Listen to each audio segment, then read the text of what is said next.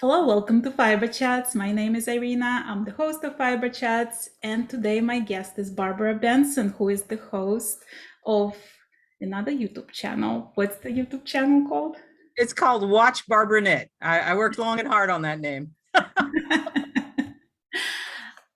I've been binge watching your all your episodes basically. Thank you so much. And I love them because they're like all so different, and it's like there is like a life from the beach with the little kid like going back and forth with this enormous inflatable dinosaur. And That was actually my sister. It wasn't a little kid. It oh, was my older sister with the dinosaur. I've only done the one beach one, but it went okay. Maybe I should do more. it was really fun. I love that one. But you also like, so you do a whole mixture of things. You do the unboxing of yarn where you talk about yarn, you do book reviews, you do tutorials for different techniques, and then you talk about your designs and stuff. How do you decide with like what's going to be the content of your show that particular day? Um, uh, so there was a point in time a couple of years ago that I actually had plans, and like I had like and I split it up like this week I'm going to do this week I'm going to do this week I'm going to do that. Um, but I don't really do that anymore.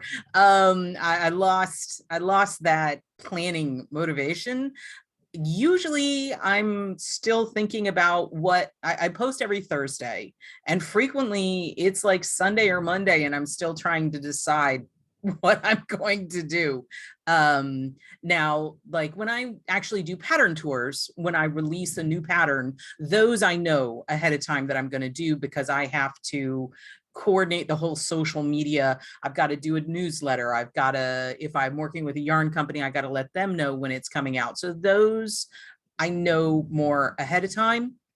And sometimes the tutorial videos are to support those, Mhm. so those logically come out. The unboxing you probably saw is something I'm coordinating with a yarn store. It's actually my first like official collaboration. um and so that is a little more scheduled, but a lot of times it's very seat of the pants because it's whatever I really feel like talking about. And sometimes it's very much I think I'm going to talk about something, and then I'm on a lot of, are you on any Facebook knitting groups? I'm on a lot of Facebook knitting groups and I lurk in them. I don't really talk in them, but I like to, it helps me like keep dialed in on what's going on in the knitting community, like internationally. It's like people from, that's how I met you, I believe. Right, right. And sometimes I think I'm going to do one video and I read something in one of those things, and it's either, wow, that's a really good question that this person has asked, and it makes me think of something, or I'm reading something and there's a question and somebody responds and I'm like, oh no, no, no, no, no, that is totally wrong. That Right. is totally wrong, and I need to fix this. And I mean, I never throw anybody on the bus. I never say it, but a lot of times I'm either answering a question that percolated from something someone has said. Also, comments, like in my comments on my videos, people Right. ask questions and I try to answer them. Sometimes it's just something that my brain tells me I want to do.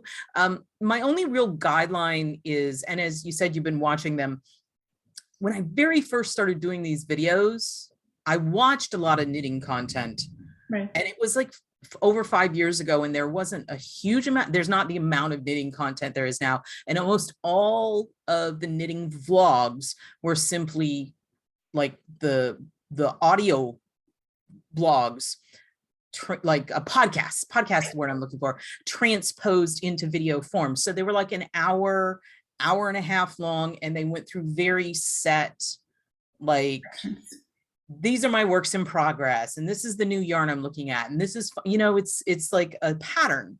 Right. And I have a very short attention span. I love the function on YouTube where you can accelerate how fast people talk. I call it chipmunk speed, and I turn people way up because I want to hear what they have to say, but I just have a very, very short attention span. And one of the decisions I made very early was to keep my videos in like the 15 to 20-minute range, right, because that's about as much attention as I personally can sustain.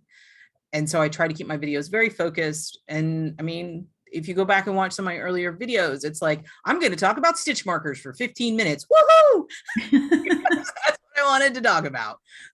Well, let me ask you about Facebook. Let's go back to that mentioning of Facebook groups. So at some point you decided to organize your own Facebook group. Yes. What was that decision based upon? Because there's like so many groups out there, right? What did you want to do differently? So people asked for it. I wasn't like, I'm going to start a Facebook group. It was, I'd been doing videos for like 2 years, and people actually in the comments asked me to start a Facebook group. And how do you think like your group is different from every other knitting group? Like what did you want to do there that is just specifically like your group? Well, because I make it very clear that, I mean, people were like, we want a group where we can share pictures and talk about your videos. And that's what the group's about. It is not a general knitting group. We're not there to answer general, I mean, we will answer knitting questions, but we're not there to really answer like general knitting questions. It's people wanted to share pictures of things that they knit from my patterns or from the videos that I post. I have a few videos that are actual patterns. So it is different in that it's very focused. It's a watch Barbara knit fan group. I mean, it sounds really weird to say that, but it's trying to keep it a little more focused. I ask people not to post every knitting meme that comes down the pike. People aren't allowed to self-promote. I mean, but that's common in a lot of knitting ones, but it's really, of course, we welcome anyone. Anyone can join, but there are posts that I occasionally ask people like, you know, this really isn't an appropriate post because it's just a general. Actually, what really kind of makes me a little cranky is when I see, and again, being a member of multiple groups, I see someone post the exact same question and it pops up like 3 or 4 times in my feed, and they've posted it to Addicted to Knitting and Knitter's Gonna Knit, and they post it to multiple groups and it's the exact same question. And at that point it's spam. Right. So I will remove those posts and things like that. So like you design a lot of shawls and hats, so it's all accessories basically, right? Why did you decide to concentrate on accessories? Why not larger items? So the running joke that I always said is I design accessories because I don't like weaving in ends. It's just, and I really did it. My earlier stuff, I did start with a lot of one skein projects, and it has, as I got into color work and everything, I have done larger shawls and everything. I design accessories because accessories are what I like to knit. Right. It really is as simple as that. I have never knit an adult size garment. I've never knit a sweater. It's just not something that appeals to me. And it's not that I don't like sweaters. I favorite sweaters and I think they're beautiful and I think they're amazing. It's just, well, I live in Florida, right? But people that knit at the, you know, with the yarn store that I work at, knit all kinds of beautiful things in cotton and linen and everything, and they're tees, and there's some I've been tempted with, but I just don't really have a drive to knit sweaters. I mean, there's some people who all they ever want to knit is socks. I know sock knitters who are like, they knit socks and that's all they ever knit. I just like knitting shawls and cowls and hats and fingerless mitts. And I've designed 1 pair of socks and that's it. I'm done with socks. Well, so you didn't knit as a child. You learned knitting like relatively late in life, right? Yes. And then like 2 years later, you were already publishing books. Like, explain me this progression. Like, how do you go from like learning to knit and purl to a book author all in like 2 years, Well, it was longer than that. I think it was 2.5 years? 5 years. I think it was 5 years. But so I started knitting in 2010 and I published my first pattern in 2011. Right. And some of that was because I'm very bad at following other people's instructions. Because I can't like I would like, this is beautiful and everything, but what would happen if I did this? A lot of what started me down the designing road is the question, what would happen if I did this? The first what if, I distinctly remember it. And it was in my early learning process. I had just learned how to knit lace. And I was like, so if I make one yarn over and it makes a hole, what if I make two yarn overs? Does it just make a bigger hole? And that's when I discovered, when I was coming back on the next row, I purled both those and I lost a stitch. I'm like, what happened? And it was like magic. So exploring what ifs and that. And so my early design career was very much, okay, I want to design something with cables on it. So I need to learn how to make cables because I've never cabled before. So I would go on the internet, I would go on Ravelry and other forums and, find patterns and ask people, and I'd have to learn how to do the thing before I could design the thing. Right. Which led to me wanting, and this is actually answering your question, believe it or not, it led to me wanting, I drew a design, which I very rarely do. I had a very distinct vision of what I wanted, and it involved color work and lace. I'm like, I want color work and lace like all on the same row. And so I'm like, yay, I go into Ravelry and I'm like, yay, I'm going to look up color work lace patterns and I'm going to learn how to do it. And there was nothing, absolutely nothing, didn't exist. So I go on Ravelry forums. I'm like, how do you do color work lace? And everybody's like, you don't, that's not something you do, because people automatically default to stranded knitting when they think about color work.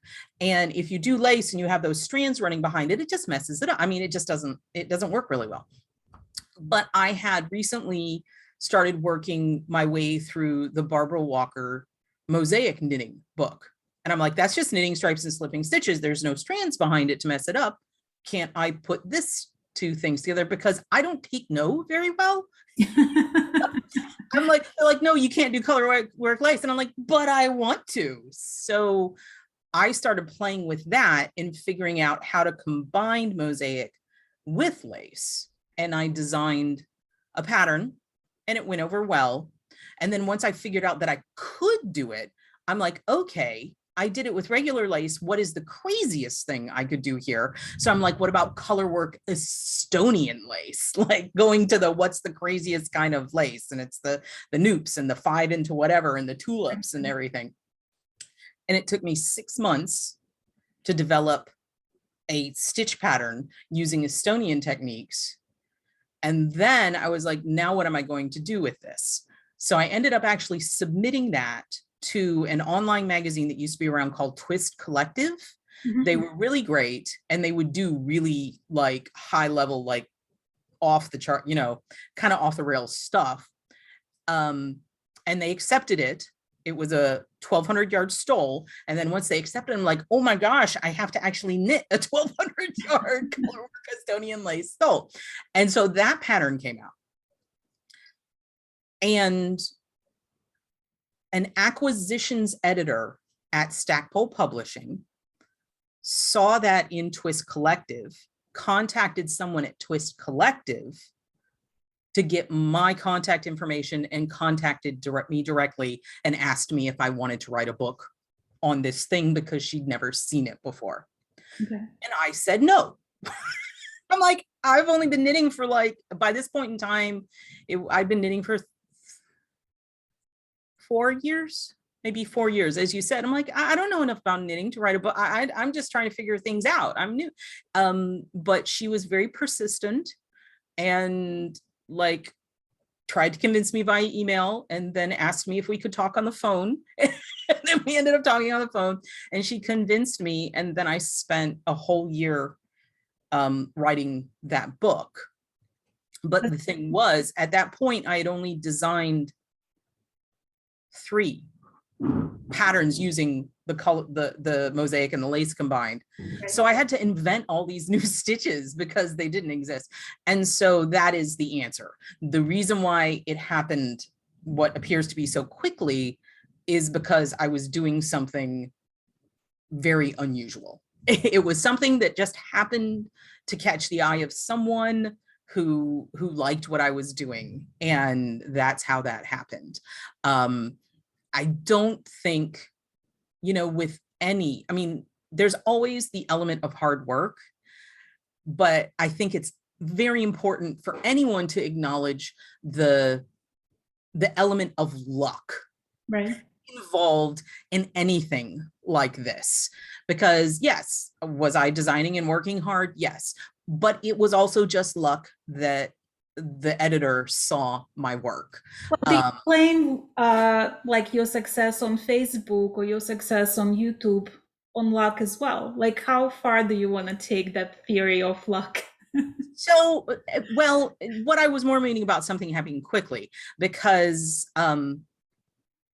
I think like everyone, I compare myself, you benchmark against other people, and there are other people who started doing YouTube at the same time as I, that their channels are much, much more successful than mine. And then there are people who started channels within the last year who their channels are more successful than mine. So my YouTube channel has been very slow and steady growth. I've never really experienced any viral element to my YouTube channel.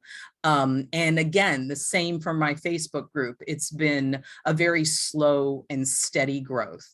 I started my YouTube channel in 2016. So it's, and I started my YouTube channel because I was spending a lot of time watching YouTube with my son. We were watching Minecraft videos. And I was like, if I'll sit here for an hour and watch Minecraft videos, somebody's going to want to watch knitting. And so it's, I think it took me over a year to even hit 1,000 subscribers.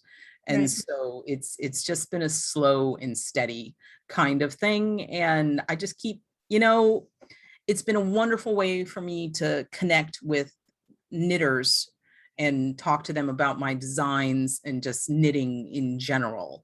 I don't consider myself a YouTuber. That's not like my I mean, if I wanted to be like a real YouTuber, I would probably, like you said, need to learn how to edit my videos better, actually have plans, as opposed to, because I still consider my primary thing is design, and design and teaching, with the YouTube being a support for that. Do you ever experience time when you just don't want to do anything? You don't want to be a designer anymore. You don't want to be a YouTuber. You want to skip a few weeks and just forget that this whole world exists. Yes, 100%. You get burnout. You can't think of anything to talk about. You can't. I haven't published a new pattern in a year.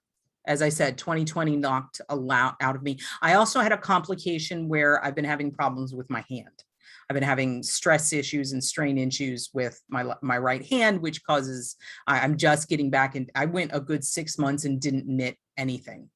I've been teaching a lot, which I have been enjoying. And I think that I don't know that anyone has a never-ending font of creativity and motivation. So you do get burnt out and you do get frustrated, and you'll do something that you think is going to go over really well, and it totally bombs. And it's just like, wah, wah, wah, wah, total like, and so, and those things get frustrating. And I think it's okay to take breaks. But like specifically with YouTube, I think YouTube has a very short memory as far as the YouTube algorithm. If you're not consistent and if you're not posting on a consistent schedule, YouTube shunts you and quits recommending your videos. So that is a hard thing to juggle. If I were a better YouTuber, I would do the batching where you have it ahead of time and you try to shoot multiple videos in a day or in a weekend. And so you have backlog as opposed to seat of the pants kind of situation, to deal with those times when you just are burnt out. Do you feel the same thing about designing? Do you feel like there is this external pressure, not even pressure that you put on yourself to design, but external pressure to like come up with next pattern and next pattern and next pattern to keep the title of designer? For me, no. For me, not really, because I don't know a lot of designers who are managing to create a career out of just being a designer. Almost every designer I know has multiple, what they call income streams, where you design, but you also teach and you write books. And, for me, it's YouTube. There are things. So there are times over time, the emphasis on different elements of what you do can shift. And honestly, during the time periods where I was putting out 1 to 2 patterns a month, I would have my loyal customers being like, you need to slow down. I can't knit this fast. Right. So there's a trade-off there for designing quicker than your people can knit. Right. Now, do I feel like I really need to get some more patterns published? I've had a break in design and I really do need, and I have stuff that I'm working on.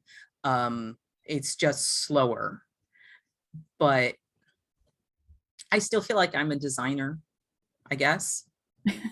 That's an interesting question. So you started recently the knit along, right? Yes. So it's the show that you announced for the knit along. It was from your book that just allowed you to release those patterns as individual PDFs. And actually, I love that show. I'm so tempted. I can't join it, but I'm so tempted to join it just because it's so beautiful. Thank you so much. Why do you decide on knit along? What does it give to you? Like, do you trying to organize this sense of family, sense of community, and that's why you do it? Or is it like a marketing technique to make this book more known, make those patterns more known? Like, why knit along? Yes, kind of to all of that. I mean, it would be disingenuous to say it's not a marketing technique. It is a marketing technique, but it is also about building community, and it's about helping, helping the people who need help. And I really do enjoy knit-alongs because it's a place to just be a cheerleader, and also there is a wonderful thrill in seeing people knitting your pattern. I mean, because that's why I write patterns.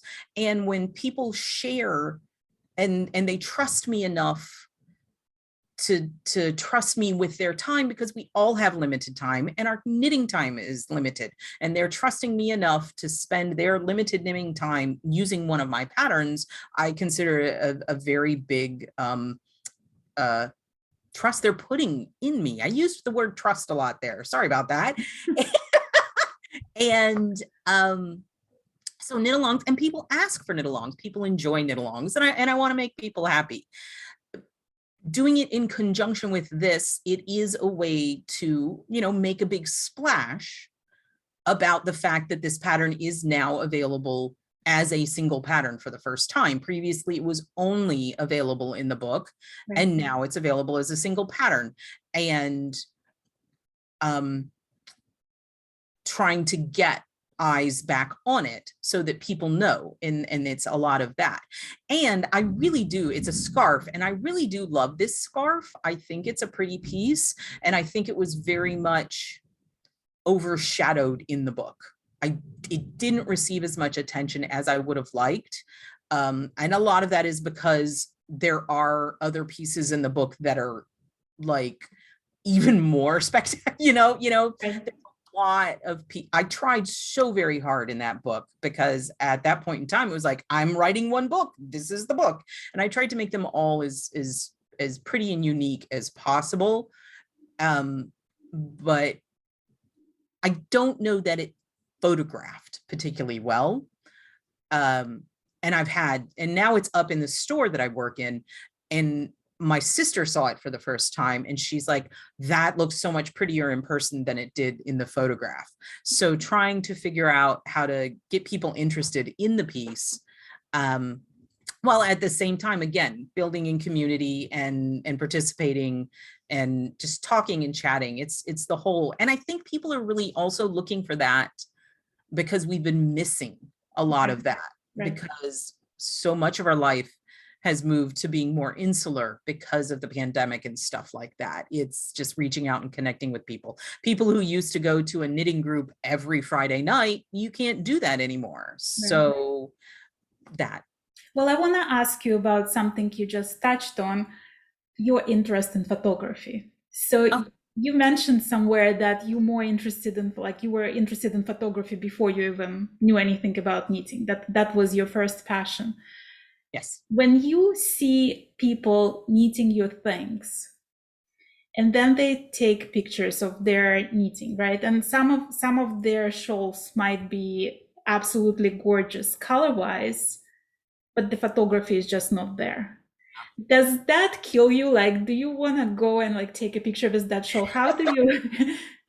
Um, Sometimes I wish there were better photographs, because if there are better photographs, then I could share their work like on my Instagram.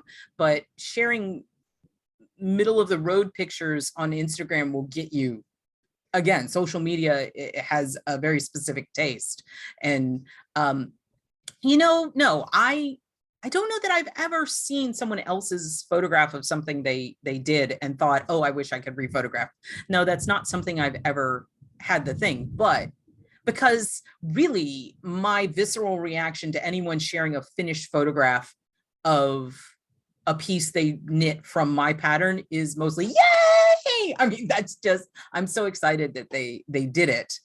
And the very first time I actually, like, in person at Rhinebeck or something, saw someone who I didn't know at all walk by wearing one of my pieces, it's just like, oh my goodness, because it's just exciting to me. Have you had, when you were at Rhinebeck with stitches, have you ever had that like total celebrity moment when people just start squealing seeing you? No, I'm just me. I am just me. There are people who have gotten excited to see me, which is wonderful, but it's mostly people who have deliberately like come to get their book signed. So they're coming specifically to see me. I did have a very interesting interaction. So 3 years ago, I moved from Atlanta here to I'm in Sarasota, Florida, and I'd only been here a few months, and we were exploring the new city. And I went to a store downtown. It's not there anymore. Penzies, it's a spice store. And I'm in Penzies, and I pull a jar off the thing, and I look around and I open it up to smell it, right? But I'm not 100% sure that I'm allowed to open it up and smell it. It's kind of like I'm being a little sneaky. And all of a sudden, someone behind me goes, "Excuse me, ma'am." And I was like, "Oh, busted. I'm totally busted smelling. I got to buy this stuff now." And I turned around, and it was this woman. She goes, "Are you Barbara?" I was like, I was holding the site. I'm like, "Yes." She's like, I watch you on YouTube all the time. Da, da, da, da, da. And it was like the first time it was bizarre, because I thought I was busted for sniffing the herbs. But so I have gotten, that was probably the closest. And she was just super nice. And honestly, she said that she recognized my voice. because I was turned away from her. She recognized my voice and my laugh more than anything. Right. But that is the closest to that. You know, at Rhinebeck, I'm a little fish in a big pond. I mean, Rhinebeck has so many knitting celebrities walking around. I am not on that level. I mean, you know, I was there one year and Stephen West was there and I saw that mob scene and everything. Have you ever seen Stephen West? Yeah, I have a picture with him. He's very tall. He's like 6'4" or something. He's very, like, wow, you're very tall. Right. On the hill, he like stands head and shoulders above everyone else. Yeah. So I don't know if that answered your question. I go off on tangents if you hadn't noticed yet. That's another reason why I have to keep my videos to 15 minutes. It would just be all tangent all the time. So you started teaching at some point. Like, what made you want to teach, and what kind of classes do you teach, and how do you see yourself change from like the first classes to where you're now? I think I have more confidence now because, you know, when I first started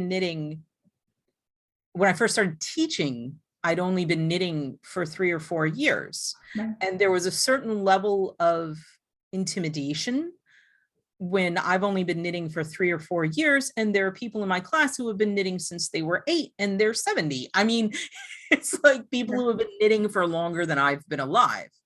And there's a certain amount of imposter syndrome going on there.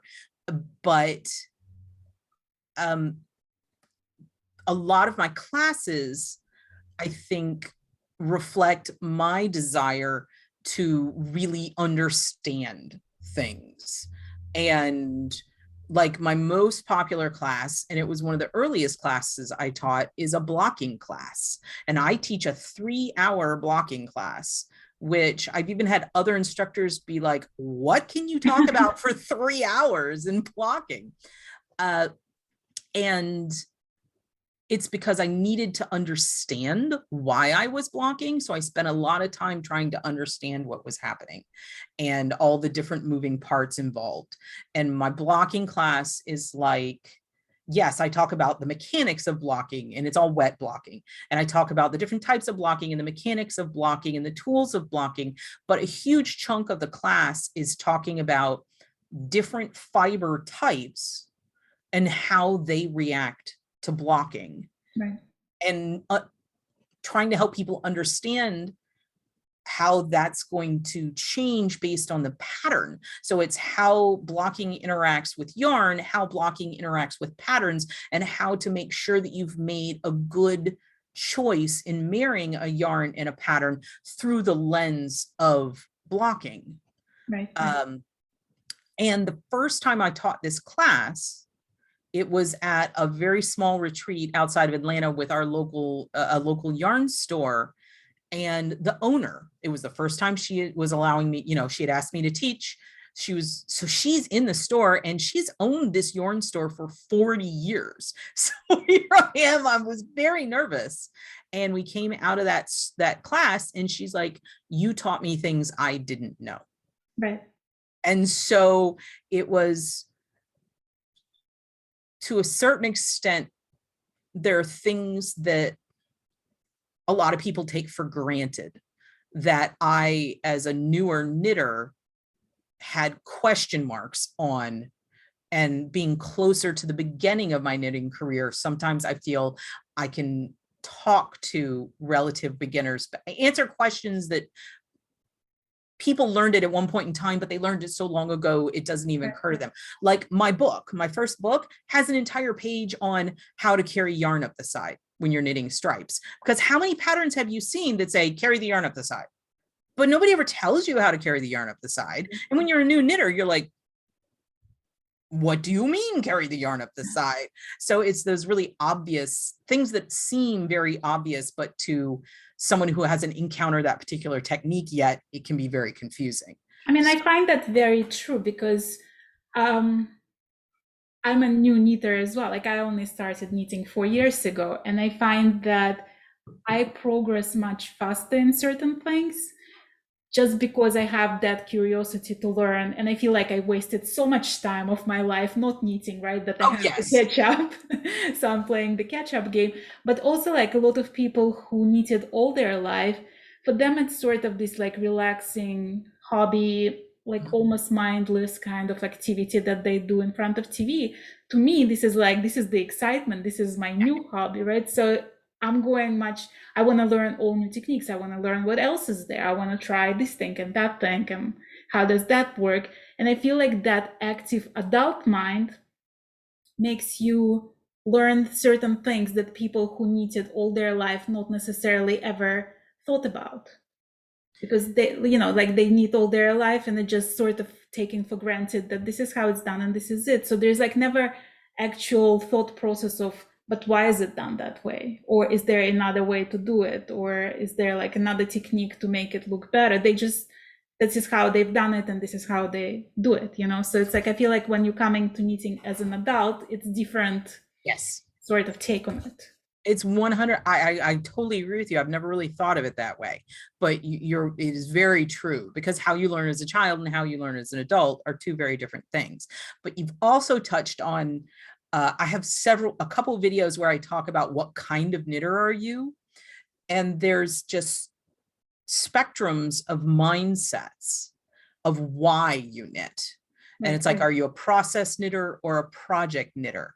Are you an adventurous knitter? Are you a comfort knitter? And it sounds like you are very much an adventurous knitter, and it's the thrill of learning and everything. And then there are some people that it is about the TV and the comfort, and both of those things are fine. They're just very different. Right. Because I know people who, and how experienced are you?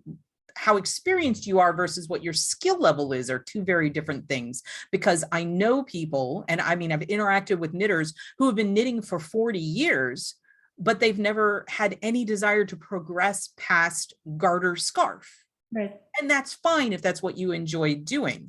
But saying I've been knitting for 40 years, well, if you've never pushed your skill level can be low, while at the same time you have a lot of experience because you've knitted for 40 years. No, I had the same exact conversation yesterday. I was interviewing Suzanne Bryan, and we had the same exact conversation, because she was like, there are people who like knit all their life, but they only knit certain things. Like they knit socks all their life because this is what they enjoy.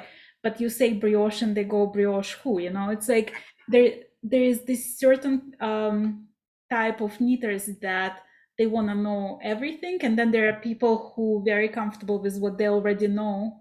Like I had a conversation in one of the Facebook groups where I posted my very first design. I'm calling it my very first design because it was the first time I didn't follow anybody's pattern. It was sort of like putting together different elements from what I liked. So I posted the picture of that shawl, and it's very simple shawl. There's like very simple lace in it. And this lady who's been knitting all her life commented that she only needs socks, but she hopes one day to get the skill to do lace.